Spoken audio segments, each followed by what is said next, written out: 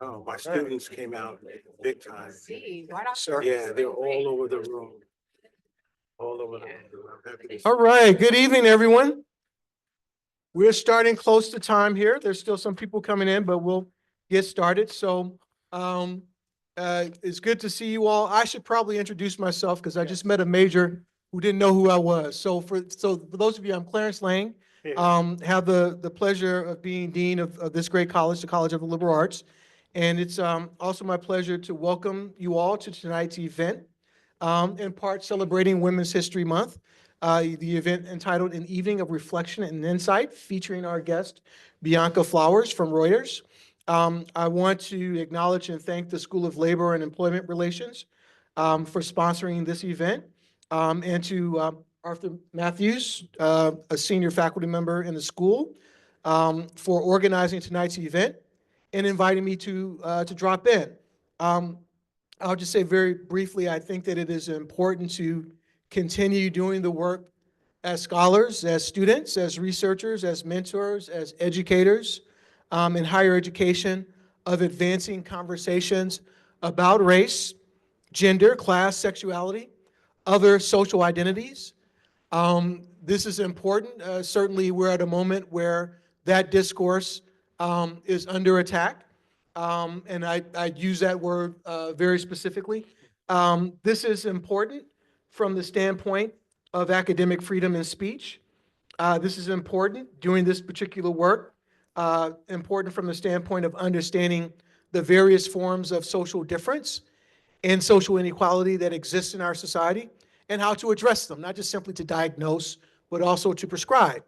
And these kinds of conversations are consistent with the mission of Penn State as a land-grant university, and certainly consistent with the mission of the College of the Liberal Arts in attending to the diversity and complexity of the human experience across time. So those are my brief words, and with that, I would like to give the floor to Professor Matthews, who will introduce this evening's guest. Arthur, over to you. Thank you. Let's give Dr. Clarence Lang a nice round of applause.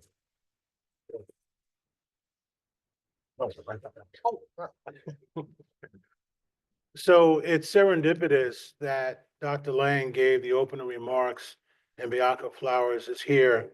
They both have University of Illinois DNA, and they're both from Chicago.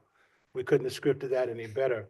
What you don't know is there are 4 events that happened over the last 2 weeks that really created anchor for Bianca's appearance here today. And she flew here this morning from Chicago into Harrisburg, rented a car, and she got here painfully early. We appreciate that. And my business partner and wife and I, Evelyn, who's right here in the front, were delayed. To be careful driving home, there's a huge utility pole and wires that are down on Airport Road. So just be careful coming here. So it delayed us by about 20 to 25 minutes. My colleagues who are in the room know I like to get places early. So I'm going to introduce Bianca. We're going to have a very free-wheeling conversation, but let me give you an anchor for these 4 historical events. I see my students all over the room, and they know I say it every single time I meet them. I say that we study our past, which informs our present and shapes our future. So these 4 events are pretty amazing, connected to Bianca's presence here today. Number 1, about 60 years ago this week, Lyndon Baines Johnson, LBJ, many of you know, gave a very major address to both houses of the political spectrum here in DC, both the House and Senate, where he talked about the Voting Rights Act. Also in March of the same year was an event called Bloody Sunday, which some of you are very familiar with, where we had a group of change initiators and change disruptors like John Lewis and later on Dr. King, who wanted to march for equality and civil rights. The third event that happened, which happened in 1990, which I haven't covered in any of my classes yet, is an event called Capitol Crawl, where a group of disabled individuals, about 100 of them that were confined to wheelchairs, who were differently abled, decided they needed to get the attention of the members of Congress and climbed up 83 steps to the Capitol without any assistance of their wheelchair. It's a very famous event in the annals of civil disobedience, and I'm happy that it happened. And the last event that's connected to Ambassador, I just elevated you, Flowers, is the event in 1933 when FDR began what was known as his, if you will, anybody know the answer to that? 1933, what did FDR start in that year? Was he the first president to do it? They called them fireside chats, where he used the radio as a way of expressing, you're a digital person. So this is interesting that we're having, Spot. yeah, that's right, a fireside chat back in 1933. So those four events kind of anchor our conversation today. Now, this is not just going to be Bianca and I talking. We'll do this for about a half hour. I've got some questions she and I have vetted together collaboratively. And then after that, we're going to have a great kinesthetic exercise to get everybody involved, faculty, staff, and students. Some of you have seen me do this before, and I see a bunch of my colleagues here, like Dr. Brian Redmond and others that are here. And of course, they're here as allies and upstanders for the events we do together. So Bianca grew up on the west side of Chicago. Her mom and dad had a major impact on her development as a person. They worked in healthcare. Her dad was a laborer. They both, at a certain time in their trajectory, worked for the United States Postal Service. She has an older sister, no pressure for her, that went into journalism as well. So she tells me she was a pretty decent basketball player. And of course, this is a big institution of student athletes. She played guard position, but tore her ACL. So that kind of derailed her direction. But the good news for her is that in addition to working at Reuters, she's been a sports writer and still is for the WNBA. It does production and direction and also for the Big Ten. So we're here as all part of the same family with University of Illinois and Penn State. So she got a degree in journalism at the University of Illinois about a dozen years ago. That's right, I'm gonna tell it, it's all good. But It's fine. listen to her body of work in those dozen years. ABC News, Fortune Magazine, Investopedia, and Dow Jones, all before she came to Reuters 3 years ago. And so the journey that she's gone on has been great. She's worked when she was at University of Illinois on online content, web content. So that's Kevin Conaway's sweet spot, my colleague and ally over here. And so I remember when I first met Bianca, and we've developed this protege mentor relationship. But as my students know, this is a perfect example of reciprocal mentoring. I learn from this woman every single time that we communicate. So I've got some questions for her about her body of work and also about her journey. So what catapulted you back then? I know your sister had this big shadow for you to dive into being in journalism. The reason why I say this all the time, if you have a passion for what you do, you'll never work a day in your life. And the other thing, an OG told me not long ago, he said, it don't have to be work if you don't want it to be. So what's your passion for doing what you do? Because you've got a lot of moving parts working for Reuters. Yes, that's such a great question. I love those old adages because it's certainly true. First, I just want to thank you all just for coming out here today. It's truly a privilege to be able to speak in this capacity at an institution of this caliber. I'm going to have to tease you at U of I, our alumni. This is the first time I haven't been invited to speak there yet, but I'm not going to toss any shade. Big Ten love. You need to. You need to tell them, guess where I was last week? Oh, really? Okay. All right. Okay. So what drives me to do what I do, kind of in a summation? Hopefully I'm not just No, diluting that question. absolutely, yeah. So, as author said, I grew up on the west side of Chicago. And, I got my start in creative writing. One of my favorite poets is Gwendolyn Brooks, and she's a prolific writer, of course, but one thing that she was just a master at and really delving into the dynamics of community struggle in the working class, but not talking about it in a very destitute manner, but trying to showing the intersectionality with joy as well as struggle. And so growing up on the west side of Chicago, I have a pretty big and blended family. My sister, who was the first to, I'm the first generation college student for my immediate family. My sister The same father, different mothers. She was the first to attend college, graduated. I want to say, I'm not going to actually even say this because this is being recorded, so she's going to go back and listen to this. So I'm going to keep her age under wraps. But anyhow, she's no longer working in the field. She's in marketing now. She was certainly a role model to me for why I chose to go into journalism, because growing up on the west side of Chicago, and kind of alluding back to Gwendolyn Brooks, you know, I heard and I saw a lot, read and saw on the news a lot about the disinvestment, the violence, the struggle of the working class. One thing that we didn't see, that I didn't see, was the resilience of my community. The communal spaces in which, while there was loss, there was an immense amount of strength and agency and joy. Right. And so transitioning into this career, I knew I wanted to be a change agent, to tell those stories, to tell what's going on, but also not to underestimate the immense amount of value and just the resilience that folks on the west side or south side of Chicago have. And I feel like all of us at some point, depending on what career we choose, what values we hold dear to our hearts, what expectations we have of ourselves, a lot of that is how we grew up. With the exception of maybe some military families, I want to make sure I'm mindful of that. But I think that's so important to know who you are inside and out, because that actually gives you, that at least it's given me direction for why I chose this career, and why I continue to do what I do, because one thing that I do know is that there wasn't a lot of representation, even in the news media, for women of color. And so as long as I am in this position, I certainly want to make sure that I'm being some sort of, I'm manifesting that not only in my work, but Sure. with other folks that I'm speaking to, and folks that I have the opportunity to mentor. So I know that was a mouthful, but It's all good. So I have a follow-up. yeah, sure. So you mentioned the term change initiator. So you also a change disruptor and get into good trouble like John Lewis talked about. Yes, good trouble. Wow. It's a lot of good trouble these days in our political climate, I should say.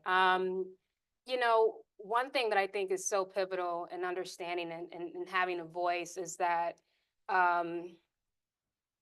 now couldn't be a more paramount and critical time to actually understand that news can be over sensationalized, that it can be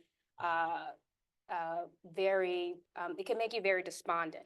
And I've had people come to me probably in the past 2 months and just said, hey, I'm checking out. I can't do this. I don't know how you do it. And I'm like, you know what? Well, someone has to, right? I consider what we do as journalists, as communicators, as anyone that works in the media, and you have a platform and you can use it for good or bad, right? Right. Good trouble or bad trouble. Absolutely. And that's one of my, John Lewis is certainly an icon and a legend that I've followed throughout my career, you know, with studying just the civil rights movement to Bloody Sunday, to his career in Right. politics. Right. And so being a change agent, I think anyone has the capacity and ability to do that.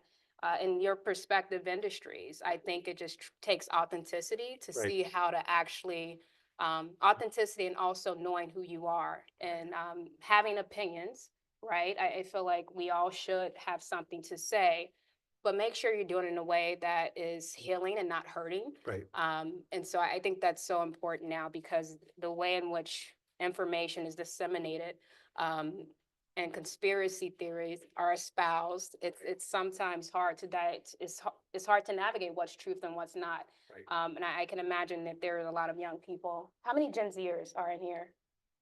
Okay, millennials, I'm one. You're admitting Okay. that? You're admitting that publicly?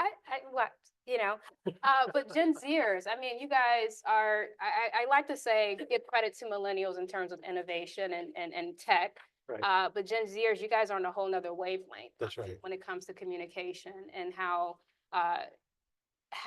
you don't need the endorsement of a lot of these companies, right? You go out and do your own thing. And I think that's quite, you know, Right. phenomenal. Right. So I just encourage our generations to keep that mindset and to keep that fortitude. So you mentioned Gen Zers. So are you an influencer? I don't like that word. I think I like to say, thanks for putting me on the spot. I wouldn't say an influencer, but Yeah, we didn't practice that question. we didn't. But I like I to wanted an think of authentic myself as a conduit. response. You talked about authenticity. I Yeah, want an authentic response from you on that. yeah. Okay. I think of myself as a conduit or as a vessel, Okay. where as I said, I'm given a platform. I'm certainly blessed. I'm a believer. I'm blessed to be able to work for an amazing organization such as Reuters, where one of our truth principles is integrity, independence, and free from bias, and that we will uh, um, not in any way be swayed from that, no matter who's in office or who's out of office. Right. And so being able to have the backing of a platform like that, the managers, the editors, and everyone that I just have the opportunity to work with every single day to make my work better. Right. I think I couldn't be in a better position. So I certainly would consider myself to be a conduit and vessel of trying to get as much information out and making sure I'm communicating that to various demographics and audiences. Because we all have biases called implicit biases. And I think if anyone were to say that they do not, you will be lying to yourself. That's right. So that's just something to be aware of that I try to hold myself to account every day. So your DNA overlaps our department so beautifully, Labor and Employee Relations, which Dr. Farndale oversees. And that is HR issues around organizing, social justice. And your background, your DNA is manufacturing, finance, and all those different areas. Do you get a chance to choose what areas you're asked to cover?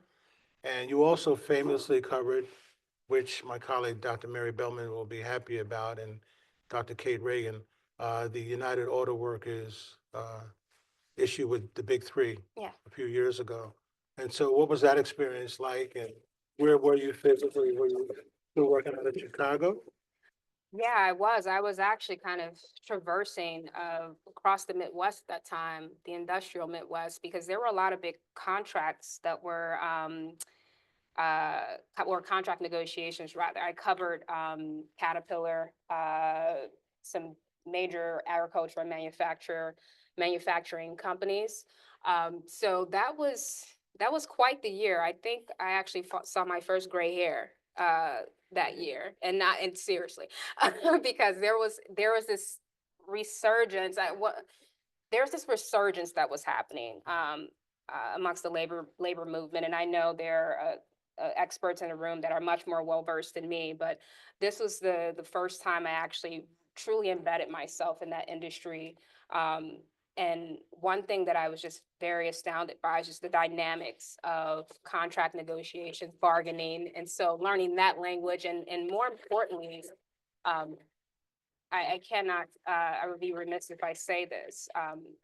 And this goes back to having a platform and being very careful with the words I choose and knowing that what I can say can have an impact on someone's life, a very detrimental impact Right. on someone's life, or something that, I've had people come to me with tears because they were so grateful.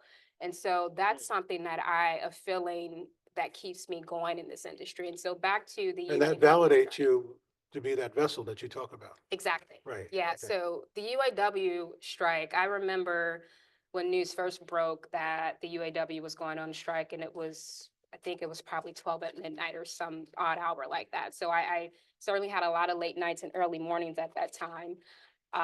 And one thing that I recall is speaking to several workers. This is at the time where the new UAW president, Sean Fain, came in. I never got a chance to speak with Sean Fain, but there was certainly a lot of turnover that workers were saying that we needed to see. There was some kind of dissonance there with the leadership, and if we're speaking to folks, these workers, and just really, pouring their hearts out to me saying, hey, I cannot pay my health insurance because they're going to close down this plant in Belvedere, Illinois. I can't, I can't pay for my child's college tuition. And so these were stories that I'm hearing on a daily basis. But at the same time, knowing that, okay, fairness and balance, I have to get these corporate executive side on these contract negotiations as well. So it was certainly tough because I had to question my, and how I navigated my reporting and making sure that I'm not getting too close to the story because coming from a working class background, my parents, that it hits home when you hear certain things because these are the same conversations that my parents, my aunts, my uncles had at the dinner tables or in the churches and the pews.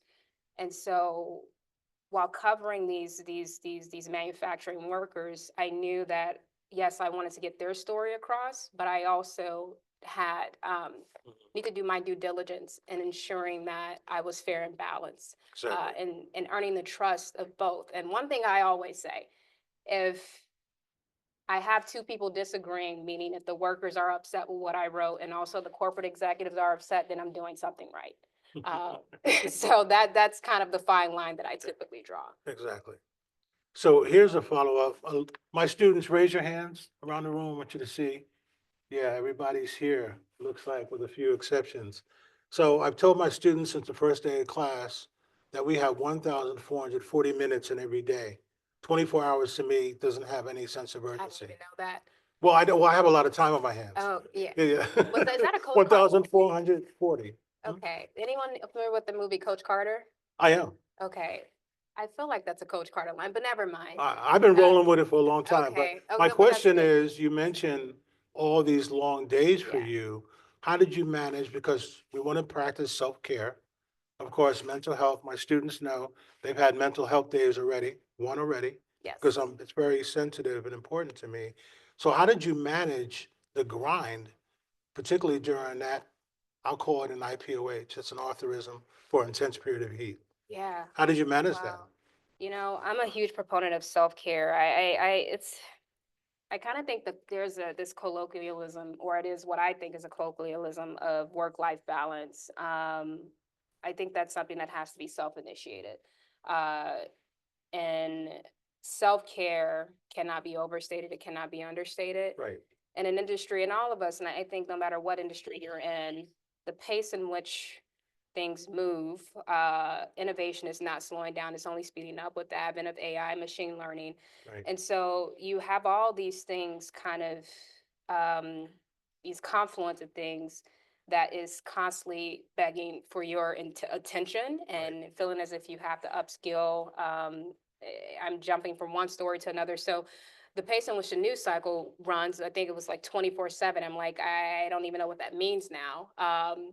But And don't you it's, need a certain amount of sleep, Bianca, I do need a certain amount of sleep. to function? I do. And I was going to get to that. So I'm what's the getting better at it. non-negotiable hour for you? Do you need 5, 6, I would 8? say 6 is a non-negotiable hour. Yeah, see, you know, I can get a little bit tangential, but yes, 6 is a non-negotiable hour. Sometimes there is sacrifice because I have deadlines to meet. But I think in my 20s, I felt like I had something to prove. And I think all of us, honestly, no matter what age, I feel like there's this kind of innate feeling in the back of our mind that we have something to prove. Right. And I think the flip switch for me is not for anyone else, it's for myself. Because as I said earlier, I think it's very important to have a sense of agency over our lives, that we don't wait for the endorsements or the okay from someone else. But getting back to the self-care part, I think it's extremely critical for the younger generation.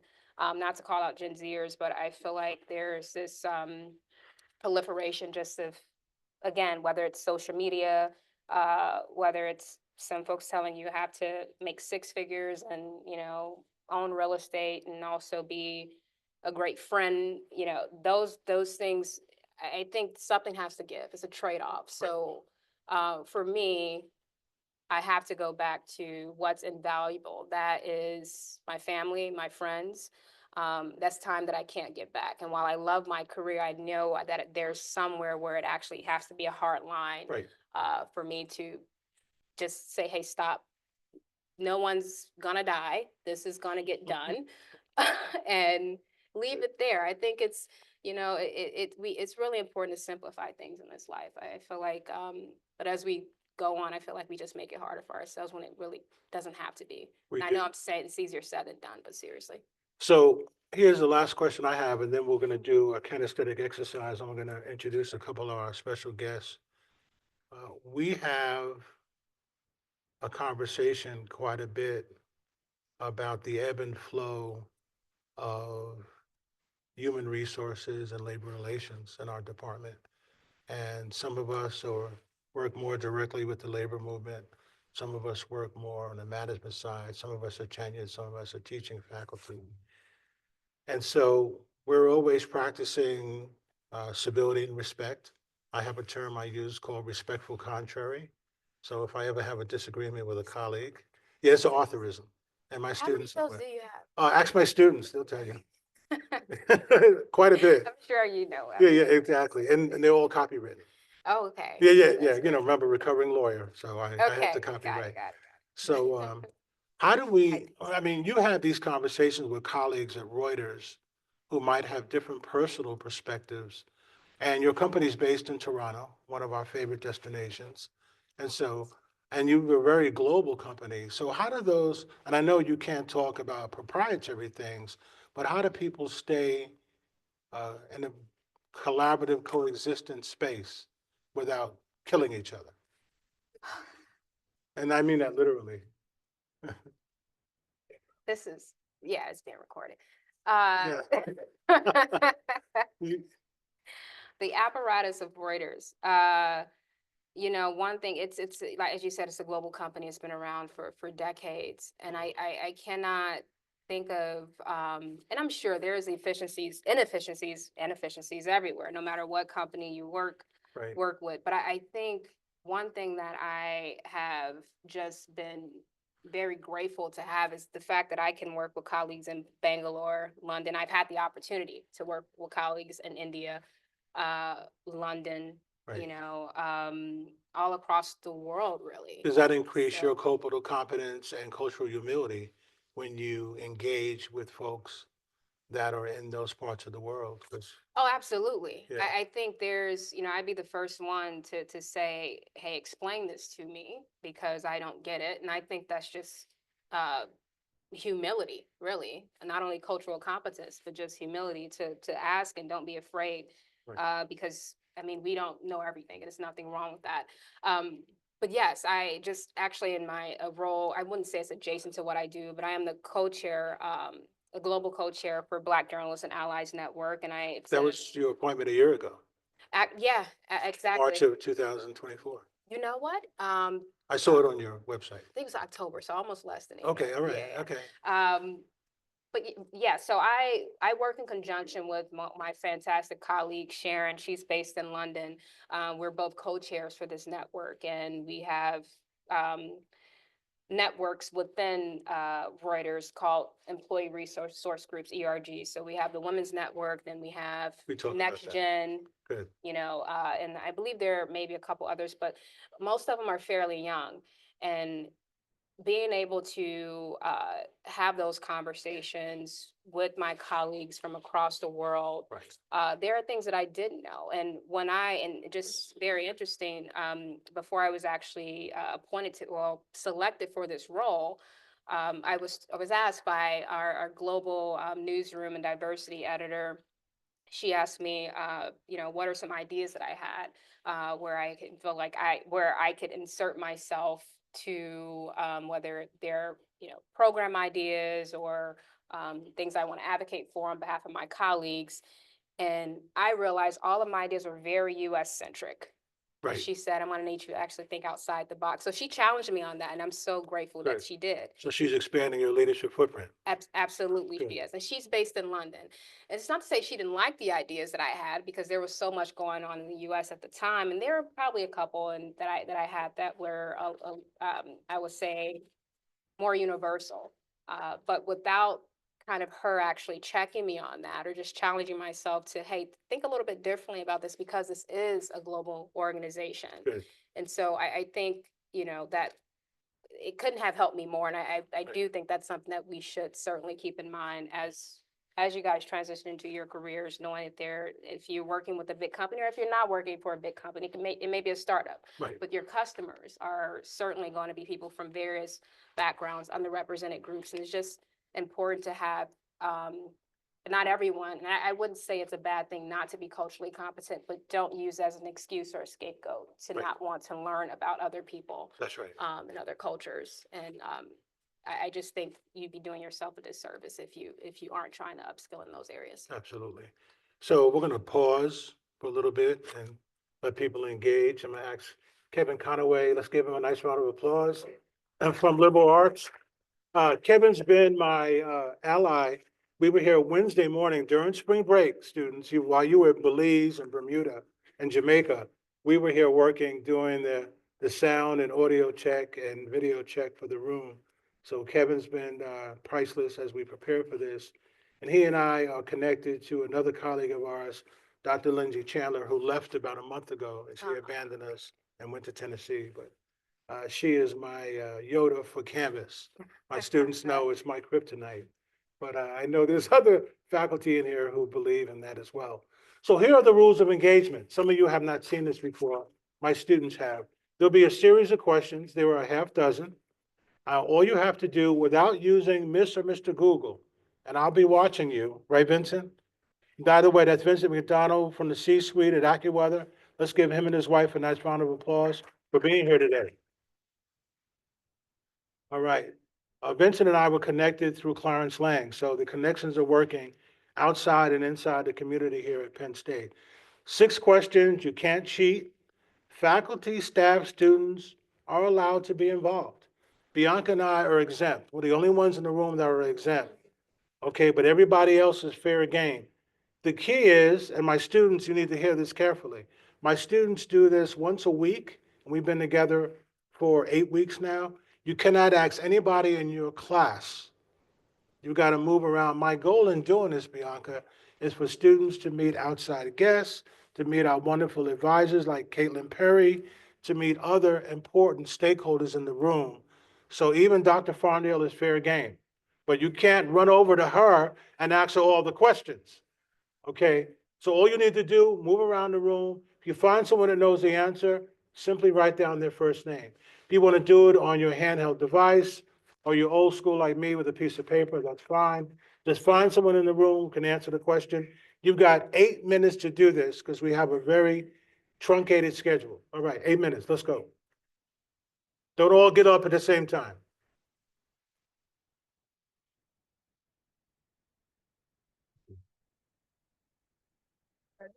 Help a brother out.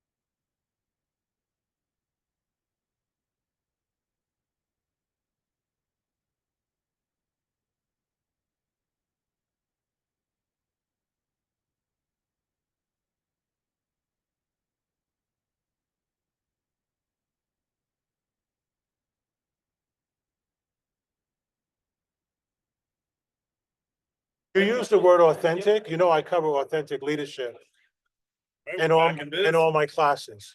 I don't know if you're familiar with the concept. Yeah, you went over those concepts when we spoke. You went over quite a few concepts, but yes, yeah, That is I you. appreciate it. Yeah, so I'm glad that you lean into that concept. Yeah, Because you yeah. come across so, Thank I you. can't believe it's like, I've known this sister for 20 years. And that's exactly how I feel. And that's how you know when something is very genuine. So how is it for you? Are you comfortable? Everything's good? You need anything?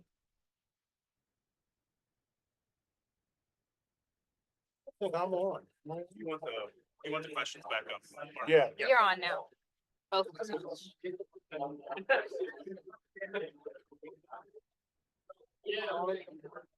Okay, folks, let's reconvene.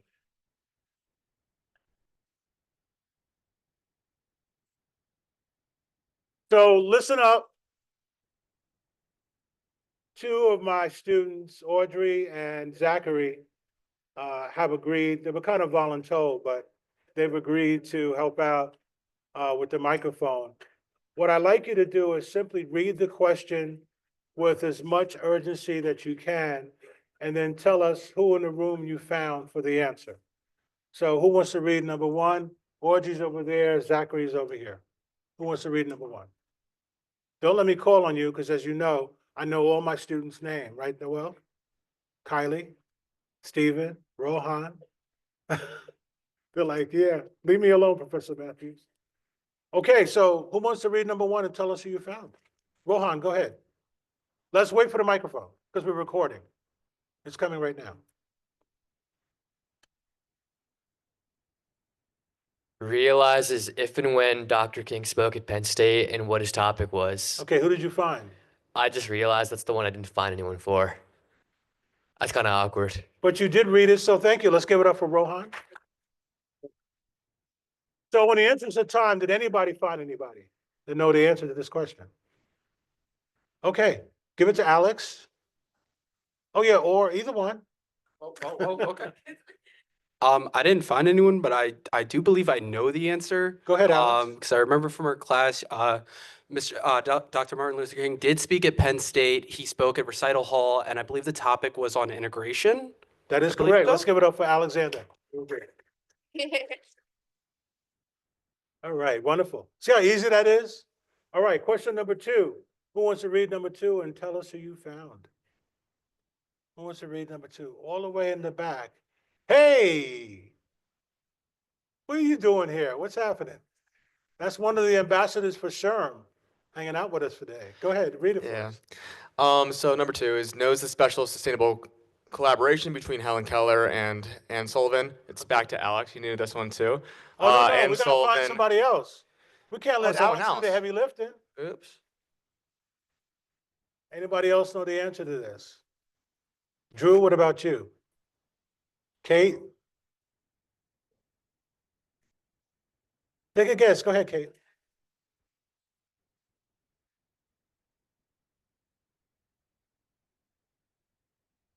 Let's speak up a little bit. Let's do the microphone. Go ahead, Kate. I'm not sure if this is right, but I believe Ann Sullivan helped Helen Keller facilitate like speech and taught her. Absolutely. Okay. Let's give it up for Kate. Very good. So Helen Keller was both physically and visually and hearing impaired. Ann Sullivan was 20 years old when she met Helen Keller, who was 7. This is never talked about. And the reason why I put this question on here is we need to be laser focused to put issues around disabilities in our conversations and making sure it's part of our dialogue. And I mentioned Capitol Call in 1990, probably one of the best and underrated relationships of an ally and upstander supporting a leader like Helen Keller. So very good. All right, question number 3. Somebody read it, tell us who you found. Who wants to read number 3? I'm not going to ask Dr. Paul Whitehead here, who's a special guest of ours. Dr. Whitehead, could you read number 3 for us? He said, oh, sure. Are you aware of what the term gaslighting means? Okay, thank you, Dr. Whitehead. Anybody find anybody for this? Alice, who did you find? Wait, just you and Matt talk to each other the whole time? What's going on over here? Well, go ahead. You're good, you're good. Anybody find anybody else? Go ahead, Joseph. What did you find? I didn't find anyone, but I believe I know what it means. Okay, To put it simply, it's manipulating someone into believing something that might not be true and kind of self-doubt. that's a great answer. All right, let's give it up for Joseph. Very good. And Matt, I'm not trying to take your flowers away from you and Alex, but y'all doing some heavy lifting. Want to mix it up a little bit. All right, question number 4. Somebody read number 4 for us. Any volunteers, or should I just call on somebody? AJ, do you want to read number 4 for us? Okay, Audrey, could you give AJ the mic? Okay. Believes they know the history and impact of microaggressions, and I found Ruth. Yes, Ruth. Where's Ruth? Hey, Audrey, get Ruth. Yes, Ruth. I believe it was coined by Professor Chester Pierce in the 70s. And he was working towards creating verbiage around, I guess, everyday experiences of like implicit racism, insults, dismissal, things like that, based off of race and gender and stuff like that. That's a But great mostly race, I answer. think. Let's give it up for Ruth. And of course, Ruth remembers that from Race, Gender, and Employment. How long ago was that? Last semester. That's right, exactly. So Dr. Chester Pierce was the change initiator, change disruptor back in the 60s and 70s. But he initially started studying institutional and systemic discrimination, but found these subtle things. So for those who don't know, here's an example. The example is Dr. Farndale, Evelyn, Bianca are at a meeting, and I'm at a meeting also. And let's say Ruth is chairing the meeting, and Dr. Farndale says something about a process or some kind of efficiency, and nobody responds to her. But I basically change around the words that Elaine says and take them as my own, then all of a sudden people around the table are applauding as if this is my own idea. So if she's continuously subjected to these microaggressions, that's not going to be good for her self-esteem. Okay, so happens every day, folks. But guess what? As Eleanor Roosevelt said, no one can make you feel inferior without your consent. So make sure that you don't allow that to happen. All right, question number 5. Somebody want to read number 5? Yes, yes, sir. Yeah, hold on one second. Let's grab the microphone. Thanks, Yogi. Knows what the crown egg is? Henna. Okay, let's give the microphone to Hannah. Very good. I believe the Con Act is just like a law that protects you from like being able to wear your hair how you want. Like for example, like my braids. Like, there's been a lot of cases where people have been told to take out their braids because it's been found unprofessional in the workplace, and the Con Act protects you from something like that. Great answer, Hannah. Let's give it up for Hannah for that answer. And it's so appropriate that she answered the Crown Act question, right? And so the Crown Act is unfortunately stuck in the US Senate and House committees. There is an effort to make it a national law, but currently there are state laws that have passed the Crown Act. And it applies mostly to BIPOC women and men, but you can be someone that looks like Alex and decides next week, Alex from New York, he's got some swag like I do. Alex comes in, he wants some extensions now or braids. And guess what? We can't treat him differently because he now wants to put extensions in his hair. And of course, there's many cases where folks have been violated around this in a very significant way. Okay, last question. Somebody read it. Tell us who you found. Where's the hand? No, Joseph, you're doing some heavy lifting. Let me come on this side. By the way, there's an organization that's, I know there may be others, but an organization I started to collaborate with back in November. I know I see the vice president here who's sitting next to the other Vincent, and that is the Minority Undergraduate Law Association. So Vincent, I'm gonna ask you to read question number 6.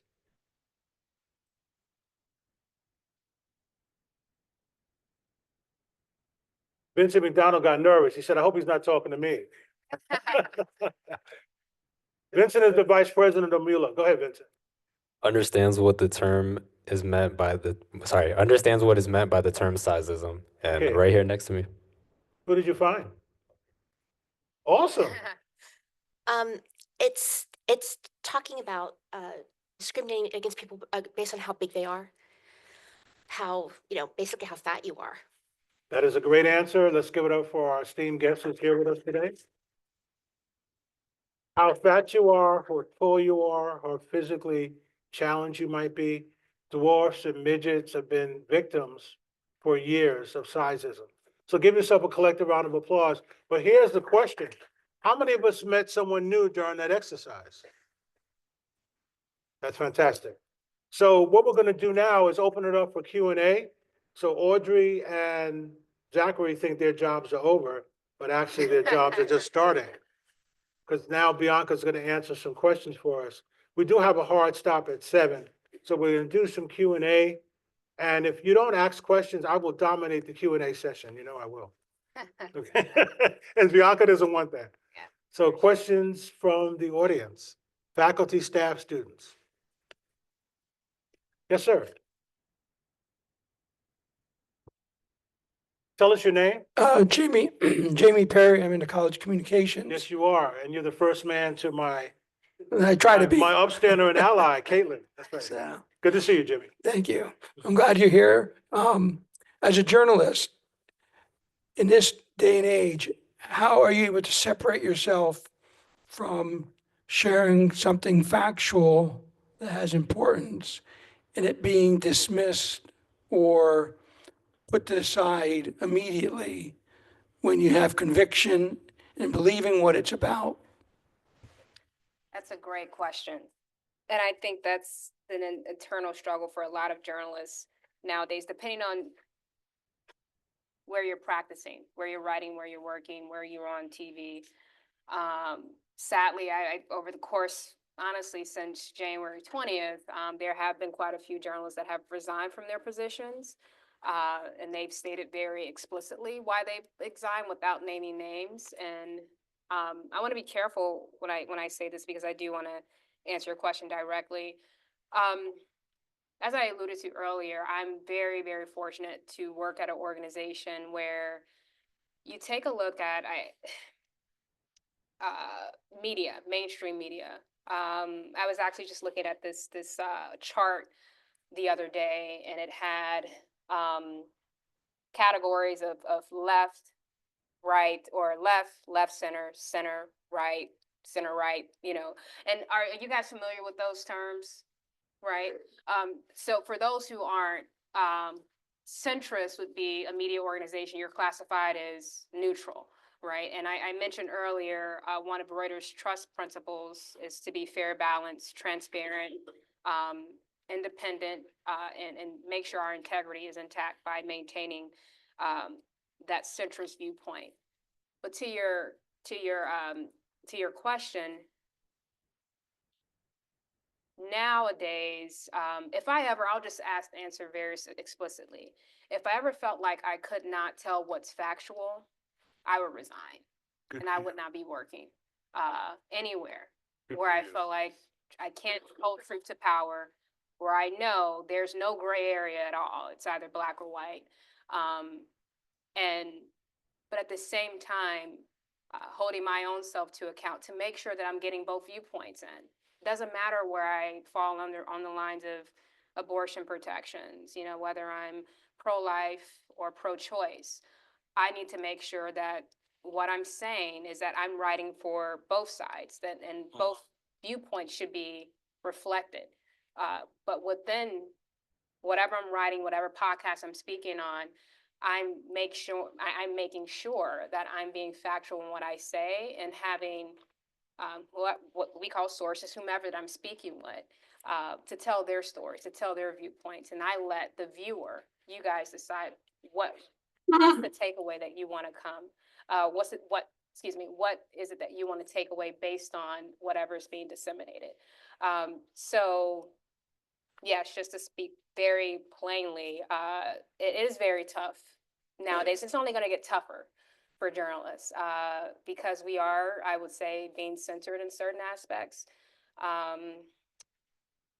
There are some news organizations that I feel may be placating a bit, whether it's, to one side or the other, right? And I think that's where there needs to be some separatism with what we do as journalists and not to play into the polarization of politics.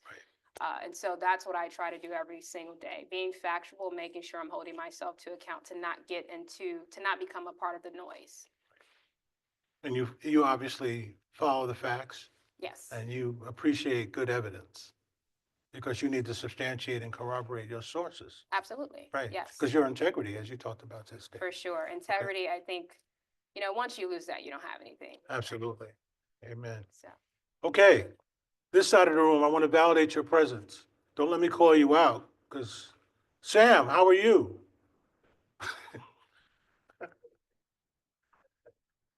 Yeah, I just checking on you, Sam, that's all. Anyone else want to ask a question? Yeah, Sam's not bashful. One of our HR ambassadors who's traveled globally with our department. Hello. So in this, modern world, there's a lot of, information getting out there, a lot of overstimulation, and just, I guess, with these big mainstream media outlets, like the truth is often, I don't know, a little bit picked apart to where it's kind of more one-sided. So what are your thoughts on using, just a website such as Ground News, where a bunch of independent news, just a bunch of independent journalists, they kind of just say, okay, the media is talking about this more often than this one. What are your just thoughts on using those third-party media outlets and those boots on the ground type journalists? yeah, I love that question because I think I read an article the other day. I think it was around, well, not an article, it was a LinkedIn post, and the journalist was essentially saying, and she was kind of expressing her grievances and how journalists nowadays have to compete with content creators that don't have the training, experience, et cetera, et cetera. And I'm like, yeah, but at the end of the day, some of these independent creators are actually doing some pretty good work and substantiated work, right? And so I'm not by any means a naysayer or an opponent of their influencers, TikTokers, or what have you. I will say there is, but the caveat with that is a lot of these, not a lot, but some influencers being open, there is a craft with journalism, right? I think it's become convoluted to a point where there's so much opinions out there, people can't distinguish news and fiction. And I think that's where the danger lies because you have these people that have this reach en masse and these platforms, and they're just saying things because it's trendy and it's not factual. And I think that's where the danger lies. But then you do have folks who study journalism. Our journalists do have a platform and they are kind of espousing things that aren't true as well. So I'm not saying don't follow those third-party sites or those content creators because my niece texted me the other day and said something about, I'm not going to even say what she said because it was so outlandish. And I said, where did you get this from? And it was a site I had never heard of. And she's 21, so she is a Gen Zer. And I'm realizing that I'm not going to be judgmental, but I'm just going to say, hey, you know what? Follow that, but check it with these particular sources or these news outlets that have been around for some time. They actually have the resources to fact check X, Y, and Z. So I can be pretty long-winded, but just to kind of round out what I'm trying to say here is that I think the accessibility of information and the ease in which we all have, someone can actually write something right now and it go viral. And then next thing you know, it's true to some people, then, so it's just, I think what we all need to be aware of and cognizant of is make sure that we're taking things in, we're reading, but also just fact checking and making sure that we know what's true and that we're not espousing certain things just because we see that it has believability. Because some people can concoct a really good narrative. If they're very articulate, you say something as many times, it becomes believable. And I think that's the danger of which news information is being disseminated nowadays. But I think we just need to do our due diligence in making sure that we are, whatever we're feeding and whatever we're putting out, that it's accurate. Makes sense. All right, we'll take one or two questions. Just Paul. Somebody, Zachary, thank you. Dr. Whitehead? A little brief background and then a question. Thank you for being here. President Trump has reversed by 180 degrees an executive order first promulgated by Lyndon Baines Johnson requiring affirmative action on the part of businesses doing business with the federal government. And so we go from a world where affirmative action is permitted to where now it's prohibited. Is Reuters, with all of its affiliates and subsidiaries, do you happen to know if it's a federal contractor and if it's had to pull back on things formerly required in the way of affirmative action? And it occurs to me as I ask the question, is it possible that Reuters, if it had just a few federal contracts, might give them up to retain its independence in the HR arena? That's a lot to throw at you, but can you No, valid address that? questions, and I honestly, I'm not at will to actually answer. And you and I could talk separately, but just to be completely honest, I wish I had the answer to those things. It's pretty it- early.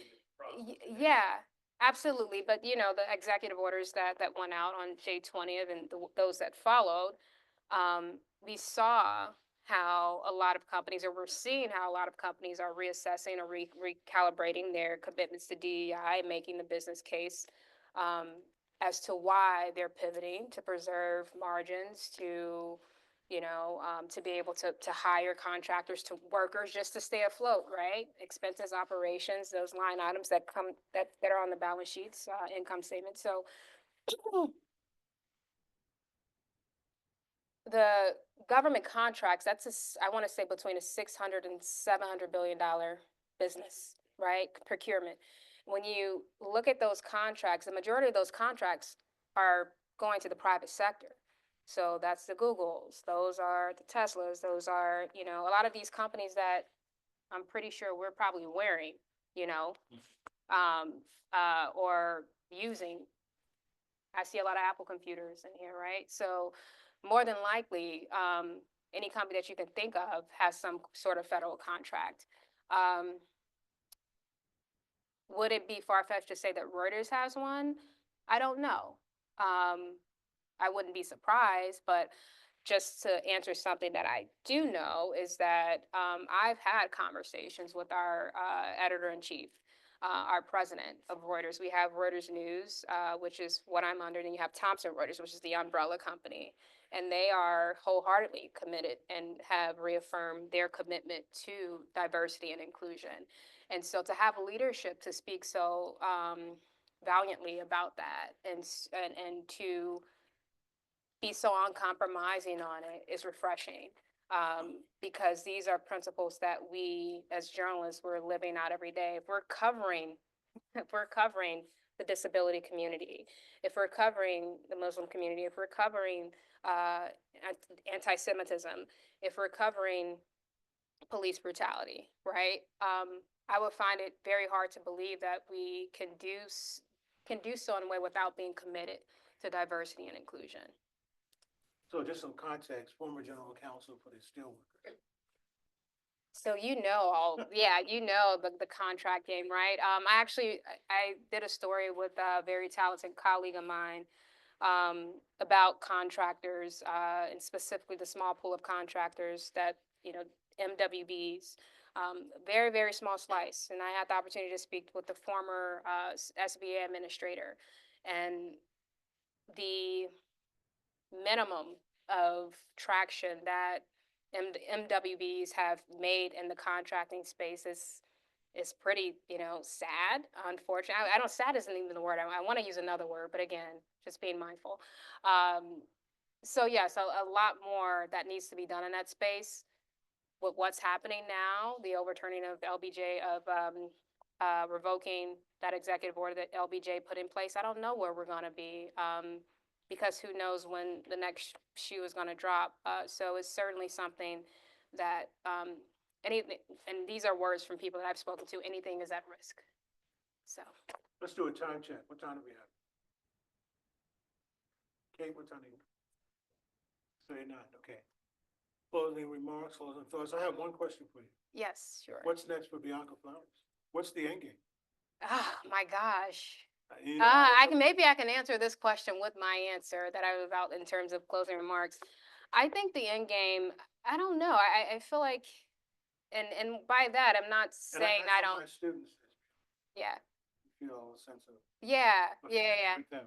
And when I say I don't know, it's not like, okay, I don't know where I'm going, but I'm open to, um, I think there's something about embracing uncertainty. I think when you're so fixated on one thing, I want to do this, that, and the third, I feel like you miss out on opportunity, right? And so I feel like my mantra has been, yes, I have made plans, but there's something that I value about embracing uncertainty in terms of what comes next, because Well, you're one, doing that well. I mean, Dow Jones, Investopedia, Fortune. yeah. I mean, these are reputable organizations. And all organizations that I've certainly have been extremely grateful to work at. And the reason why I say embracing uncertainty, because I know Arthur mentioned earlier that I played basketball. My dream job was to play in the WNBA. You know, Now, top story. were you That didn't one or happen. two? You were point I guard? was a guard. Yeah, I was a Were you a two. shooting guard? Yeah, Two. yeah, I played a two. So you Yep. can shoot it? Oh, absolutely. Yeah. Do I have any basketball players in here, either intramurally or professional? You know, Some played student athletes. We got some or athletes golf at all? enthusiasts. Joseph's a golf Athletes, enthusiast. creatives, artists, visual artists, musicians, anyone in here? Any more recovering lawyers like me? Yeah.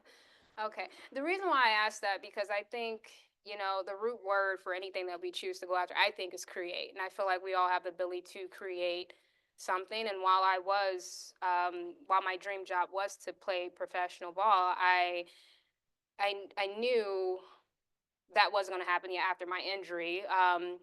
But the way in which I went about it, I looked at basketball as being, I was very strategic in how I approached the game. I was quick, very quick-witted in my decision-making, and that has manifested into my current career now, right? And I think careers aren't linear. I don't know if I'll be a journalist 10, 15 plus years from now, but I know what I'm going to take away from this is certainly going to be transferable to whatever industry I go into next. And I think just having that mindset of it's okay if you graduate in one area and you don't get a job in this, and because I think, especially in this generation, I remember being in several news interviews and where recruiters would say, I take a look at someone's resume, and if it's less than 2 years of working here, then I think that kind of is a red flag. That used to be the case. That's not the case anymore.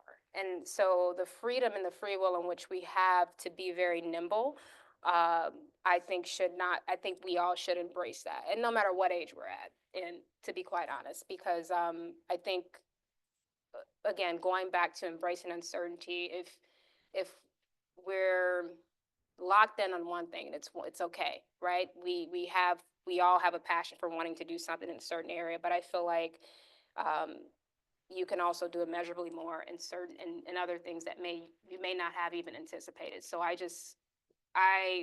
the way I'm moving about my life, in which I'm moving about my life, is taking things one step at a time, and just enjoying the journey along the way. Be And very methodical. yes, and not to give you guys all these platitudes. Yes, being methodical while doing that. Absolutely. You are an award-winning journalist. He's just coming with the serenades. I appreciate it. Yes, yes. I am grateful for how far I've come, but there's other things I have, and I aspire to do as well. And I think that's probably never going to stop. You've got some allies here at Penn State. Let's thank Bianca for her time. Thank you guys so much. Thank you. So, in true Arthur G. Matthews form, I'm going to lead us with a quotation from Helen